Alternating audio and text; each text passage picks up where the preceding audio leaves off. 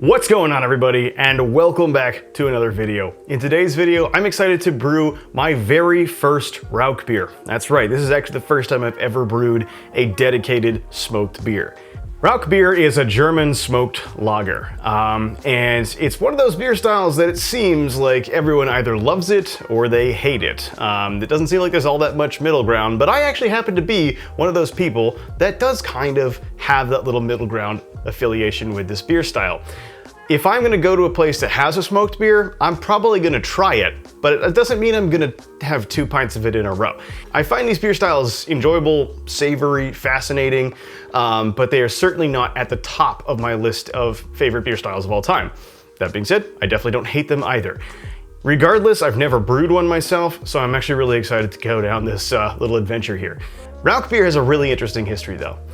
Humans have been brewing beer from barley malt for literally thousands of years, and the methods that they have used to dry their malts and kiln their malts, preparing it to be used in brewing, has varied quite a bit throughout history, but predominantly in Europe, all the way from ancient brewing times, pretty much completely up through the middle of the 18th century, that barley malt was dried over open fire. And as a result, a lot of that smoked flavor permeated into the malt and then passed on to the resulting beer. However, in the 17th century, the English pioneered new ways of drying and kilning malt. Their inventions prevented the malt from ever being touched by smoke, and eventually led to the advent of pale malt and the resultant pale ales. Prominent brewers from Europe were traveling to England and figuring out how they could do the same process and then create their own pale malts. And this is how the predominant base malts of German brewing came to be. Pilsner malt, Vienna malt, Munich malt. They all came about after understanding how pale ale malt was first made. Despite the revolutions in malting techniques in the mid 18th to 19th centuries, there still existed quite a strong demand for the old smoked beers. And in one particular area of Germany that was very, very strong, in Franconia, in Bamberg, Germany, there are 2 world famous breweries that are known for their Rauchbier, the Brauerei Spezial and Brauerei Schlenkerla. And while these are not the only Rauchbier breweries in the world, they are certainly the most famous, and I think they're the most responsible for keeping the original intentions of that style going. And thus the beer I'm brewing today is sort of modeled after what they produce. Today I'm going to be making sort of like a pale marzen style beer, but it's going to be consisting of at least 50% of smoked malt. Now 50% of the grist being a smoked malt might sound like way too much, and it honestly does depend on what kind of smoked malt you're using. If you're going to be brewing any kind of smoked beer, one of the biggest pieces of advice I can give you is understand just how intense your particular smoked malt selection will be. Beechwood smoked Pilsner malt from Weirmann, not that intense. Something like oak smoked wheat like you would use in a Pivo Grodziskie, that is not so intense either. But coming across the pond and looking at things like Brie smoked malt or Cherrywood smoked malt or Peat smoked malt, you're going to want to use very small portions of those because the smoke character is so much different, and it could be more acrid, it could be more intense. I would highly recommend testing this stuff out or doing a lot of research before you jump in. I know what I'm getting into for this one though, because I have had classic Rauchbier to include the schlenkerla marzen, so I feel like this is about an appropriate level for me. Before we jump into the recipe, I would like to give a quick shout out to Northern Brewer, who provided all the ingredients that we'll be using in this batch of beer, except for the yeast. I got that on More Beer. And secondly, Clawhammer Supply, who manufacture the system that I will be using today. That is the 10-gallon 240-volt electric brewing system. So as always, the recipe for this beer, if you're interested in it, is in the description box. It is also available on Brewfather, and there's a corresponding link in the description box as well. As I mentioned, for my grist, I'm using 51% smoked malt from Weirmann. Again, this is their Beechwood smoked Pilsner malt, 6 pounds of that in my case. I want to add some color to this, and I want to add sweetness to it, and I want to add depth, and I want to add intensity. And I'm going to do that by adding in 5 pounds of Best Malt's dark Munich malt.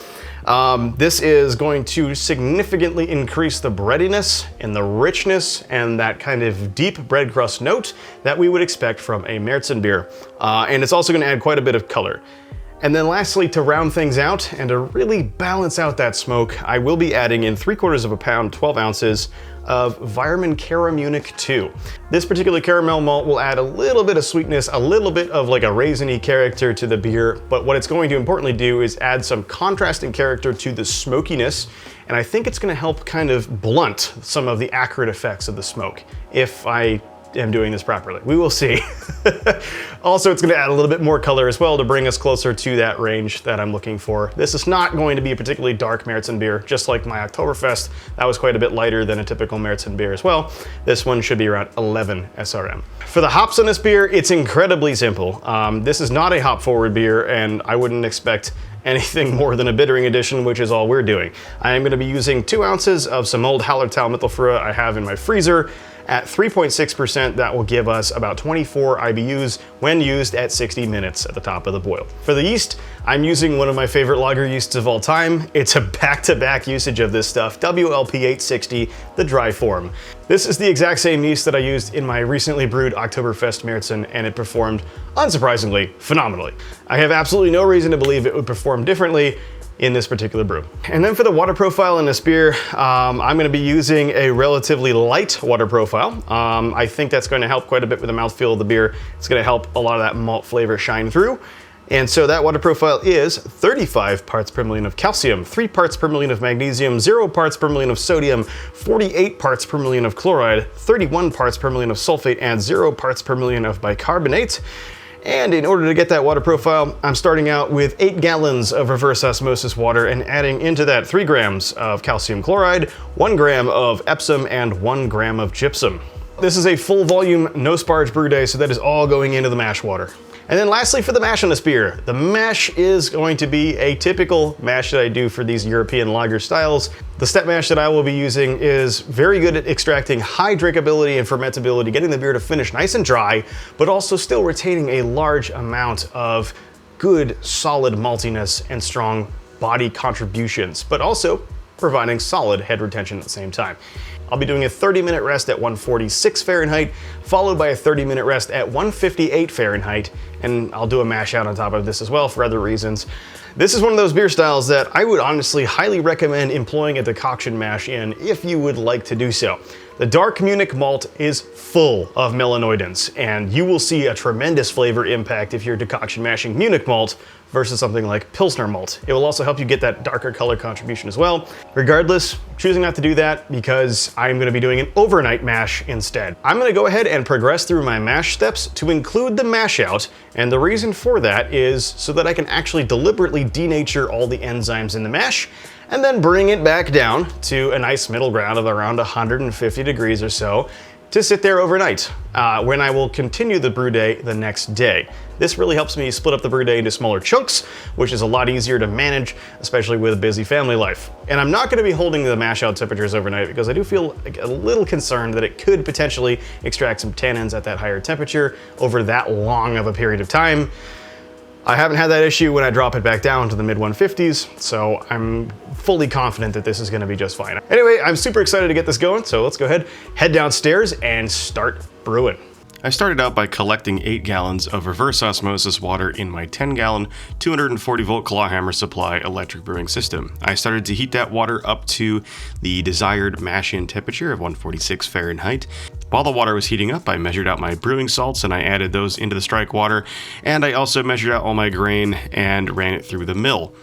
Once the water had reached the target strike temperature, I mashed in with the entire grain mill and ensured it was stirred up thoroughly, and I broke up any clumps.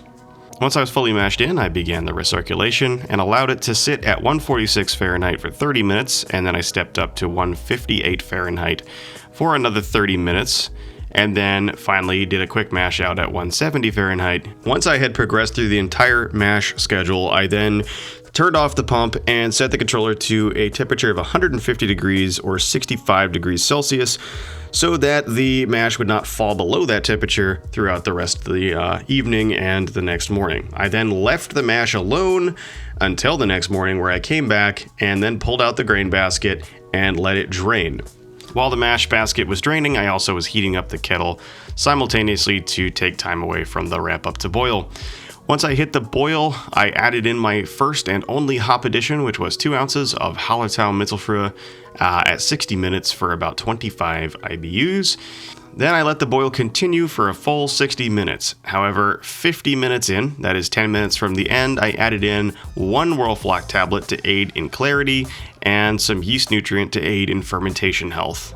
10 minutes later, I ended the boil and then I chilled in one pass through my counterflow chiller and into my Brewbuild X2, where I further continued to bring the temperature of the wort down to the desired pitching temperature of 65 degrees Fahrenheit. I took a gravity measurement to find my original gravity was about 1053, which is a few points low, but still exactly in the right ballpark for this style.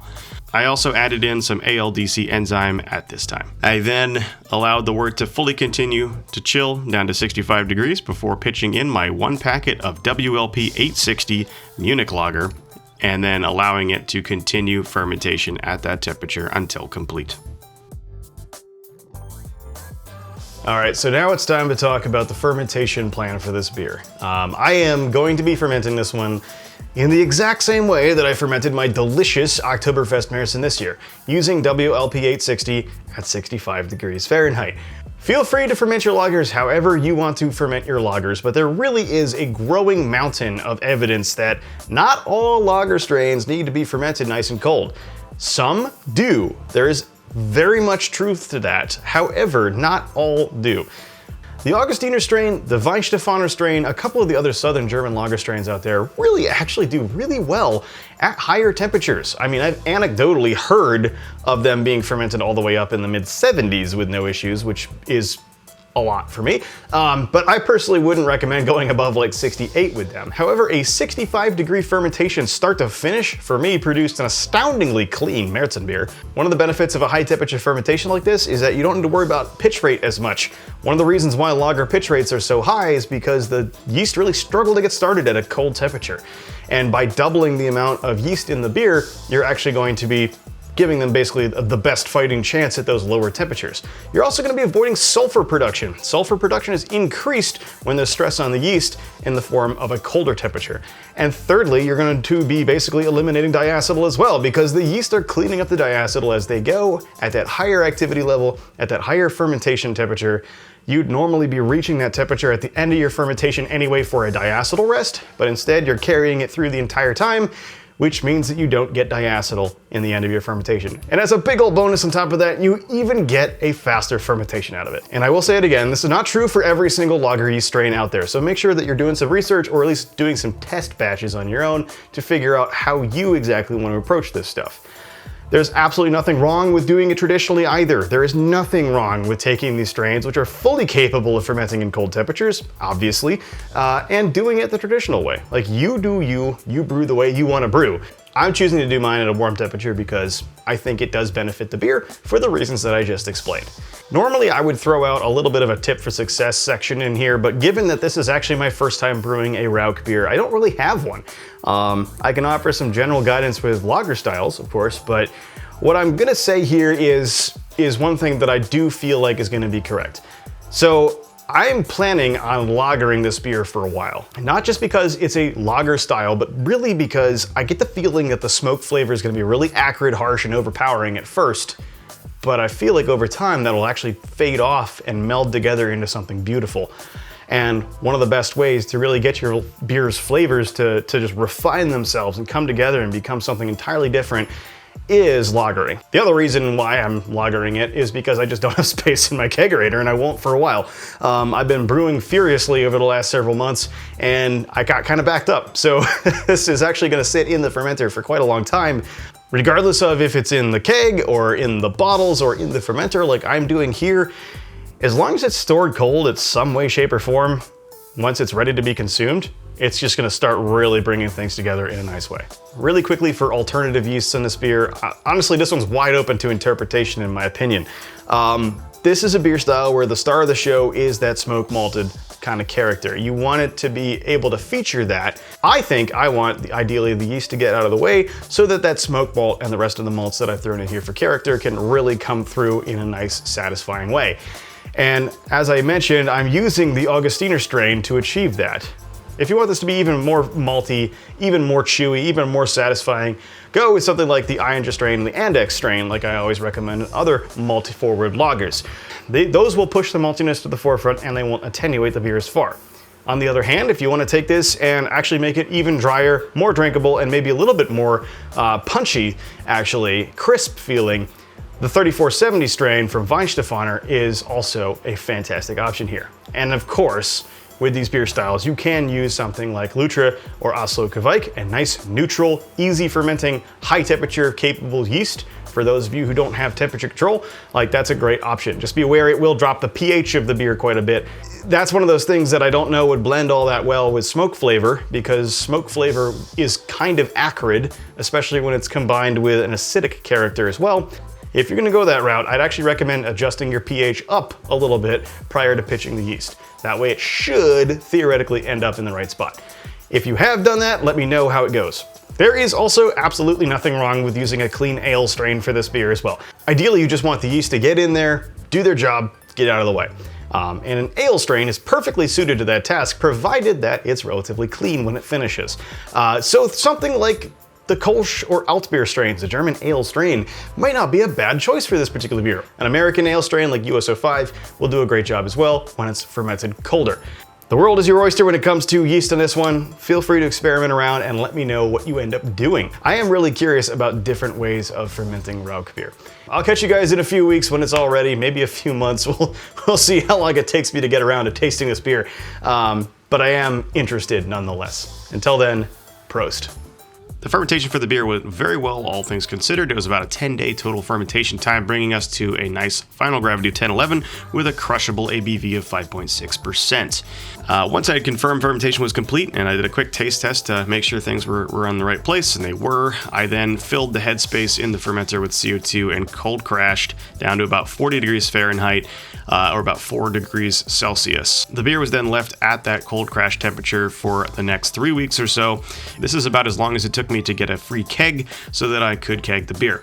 I kegged the beer with a closed transfer, and after that cold crash and cold conditioning time, the beer was pretty much ready to go, but I did allow it to sit in the kegerator and force carbonated it over the next week before serving it. It was naturally clarified at this point, which was awesome.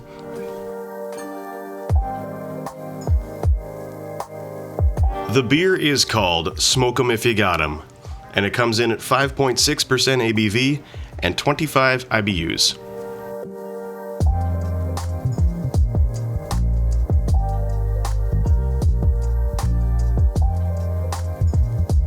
For the appearance of the beer, it pours a really beautiful shade of garnet, and that is a lot darker in comparison to my Marzen Oktoberfest, which was more of a copper color.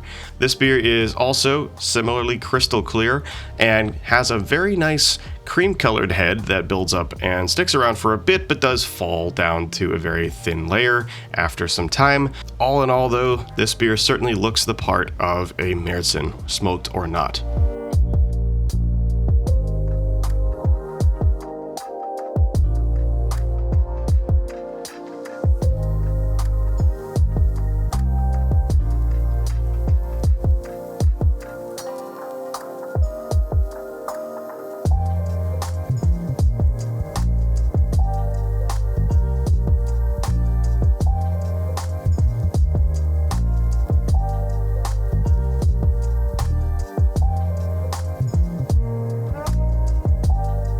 Okay, so let's go in for aroma. Right off the bat, I am met with a significant smokiness.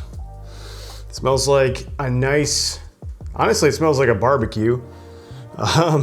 You got burning wood.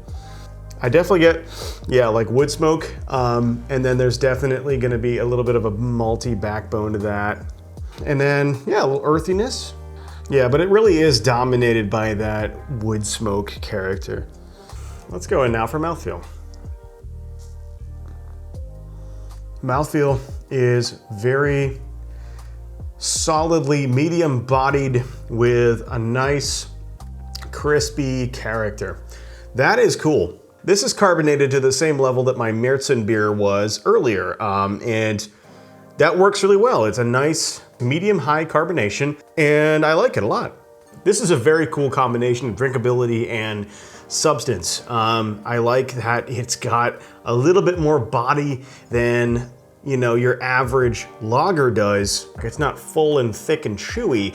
It's just a nice solid medium body. Completely independent of the smoke character, this is like right where a Marzen beer should be in terms of mouthfeel and body. Highly drinkable, but still substantial enough to really enjoy each individual sip. All right, let's go in for flavor, because this beer is packed with flavor. I didn't know if I was gonna like this one, honestly. I was kind of hesitant as to whether or not this would be worth it to brew a full 5 gallons of. And granted, some of that goes away to competitions and, you know, to friends and family, but it was worth it. This is really good. This is like savory, but still sweet. It's got richness, it's got depth, it's got maltiness, and it has, above all, that signature smokiness. But it's not acrid. It's definitely not acrid. It's not sharp, it's not cloying. It's very much a very balanced beer. It's actually way more balanced than I initially anticipated that it would be, which is wild. This is great. And I've always taken these beers and put them a little bit at an arm's length because I've never really been that much of a fan. But when you make it yourself, there's something different about that. And maybe it's the freshness of it. Maybe it's the fact that it's just something that I put my own work into, but man, it changes everything. This is awesome. Honestly, pairing this beer with food would be awesome. Especially like a nice like meat heavy dish. That would be so good. The smoke character I'm getting out of this is like quintessentially a very like savory, meaty kind of thing. I definitely get like reminded of bacon frying. I get reminded of like a smoked sausage or a kielbasa or a pork shoulder or something like that. That is prominent in this, but it's not like in a weird way. It feels like it actually works. It belongs. The way it comes through, it's not ashy, it's not acrid, it's not intense. It just is a balancing factor, but it feels right. I don't know how to explain that. I think the reason why this is working out so well, the way that it did, is honestly because of two things. Number one, the smokiness is countered by sweetness and depth and richness. So the dark Munich malt, the Cara Munich, those two things working in conjunction kind of do have that effect of blunting the intensity and the acridness of the smoke, but giving it something to stand on so that it's a little bit more of, you know, an accent note that works well with the whole mix. And two, giving it enough time to lager. I was correct about that. So this was pretty intense right off the fermenter. When I gave it a little bit of time to sit in the keg and to lager out and to really just mature, that changed a lot about the smoke character, and it made it a lot more rounded. It made it a lot less intense and biting, and it has done this beer quite a lot of good. For potential improvements in this beer, it's tough to say because this is the first Rauchbier that I've made. So I can't really say, oh, I know everything there is to know about brewing Rauchbier. I certainly don't. But as far as it goes, for this particular example, you know, flexing the ratio smoked malt to other malts is certainly an option there. And if you're not a huge fan of the smokiness, maybe dial it back a little bit. Or if you want more, dial it up more. That's obviously up to you as the brewer. But for me, I actually am really happy with the way that this balance works. So really, I don't have any potential improvements to offer. I'm not gonna say it's the best Rauchbier ever made. That's certainly not true. But it's the best Rauchbier that I've made out of all of the Rauchbiers that I've made. To be honest, I'm stoked that I tried this one out. It took me a long time to really summon up the courage to try and brew this for myself in quantity, but I'm happy I did. You know, I didn't know if I was gonna like this, but I'm really glad that I made it, and I do like it quite a bit, and I would brew it again. Well, folks, I think that's gonna do it for us here. If you enjoyed this video, if you found it useful, if you were remotely entertained in any way whatsoever, or learned something, please let me know by hitting that like button. That matters a lot more than you think. And I know I have to say it every single time, but there's a reason why. And also, don't forget to subscribe if you haven't already for more content like this, and of course, comment down below with your thoughts, opinions, and general Rauchbier brewing experiences. I like to see that stuff. I enjoy having conversations with you all, and it is one of my favorite parts of running a YouTube channel. If you want to support the channel, please consider picking up a t-shirt like this design. You can find this one and plenty of others in the merchandise store, which is linked down in the description box below.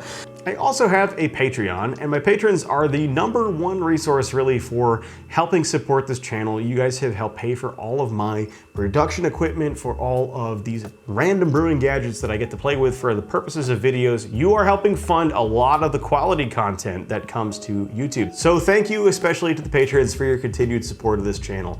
If you don't want to support via Patreon, totally fine, completely understand that. There are other ways to help support me that don't have the same level of commitment. So there is, of course, the channel memberships option and the super thanks button. Both of those are available below the video, so check those out as quick and easy ways to support me. It all goes right back into the channel. And there's also the Amazon store where you can find a lot of the brewing equipment that I use on the regular. If it's on Amazon, it's going to be on that store. And secondly, you could find my production equipment on that store as well.